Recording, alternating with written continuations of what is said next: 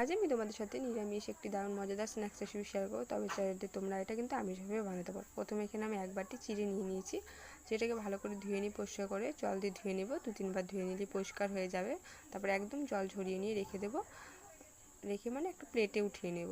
তো একটা প্লেট বা থালাতে যে কোনো তোমাদের সুবিধা মতো নিয়ে নিবে। নিয়ে চিড়েগুলো ঢেলে নিলাম, দেখতে পাচ্ছ একদম জল নেই কিন্তু। তারপরে হাতের নিচের তালুর সাহায্যে কিন্তু ভালো করে ম্যাশ করে ভালো করে মেখে নিতে হবে। তারপরে এখানে 3টা মিডিয়াম সাইজে আলু নিয়েছি, সেটাকে সেদ্ধ করে নিয়েছিলাম, সেটাকেও ভালো করে চিড়ের সাথে কিন্তু ভালো করে মেখে নিতে হবে।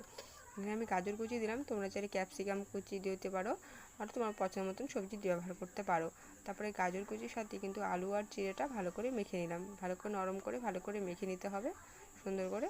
তারপরে আস্তে আস্তে মশলাগুলো দিয়ে দেবো। এখানে আমি ভাজা মশলা ব্যবহার করেছি, এখানে মধ্যে জিরে, ধনে, মৌরি, শুকনো লঙ্কা ছিল সেটা দিয়েছি, জিরে গুঁড়ো 1/2 চামচ, ধনে গুঁড়ো 1/2 চামচ, গরম মশলা গুঁড়ো 1/2 চামচ, বিট নুন, তারপরে হলো লঙ্কার গুঁড়ো আর স্বাদ মতো লবণ দিয়ে ভালো করে আটার মতন করে, আটা যেভাবে মাখি সেভাবে মেখে নিয়েছি।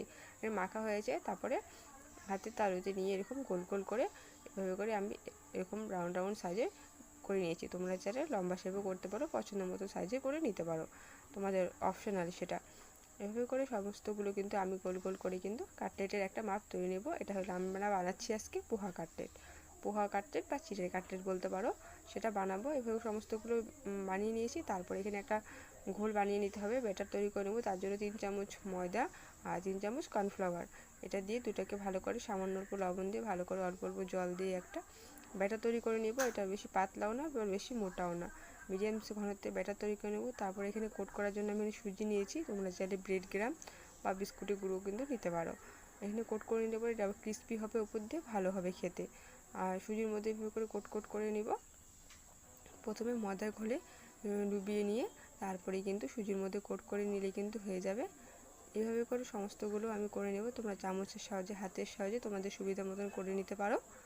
তোমরা ঝাল বেশি খেলে লঙ্কা কুচি, ধনেপাতা কুচিও ব্যবহার করতে পারো। কত সহজভাবে কম উপকরণ হয়ে যায়। তোমরা চাইলে এখানের মধ্যে পেঁয়াজ কুচি, রসুন বাটা ব্যবহার করতে পারো, তাহলে আরও বেশি খেতে ভালো লাগে।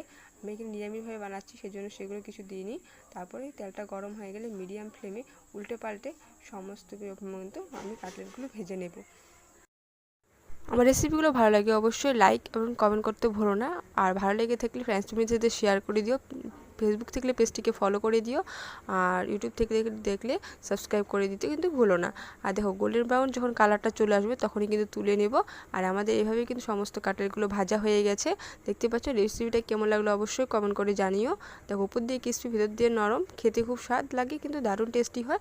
সস বা ধনেপাতা চাটনির সাথে তোমরা সার্ভ করতে পারো। আজকে এই পর্যন্ত।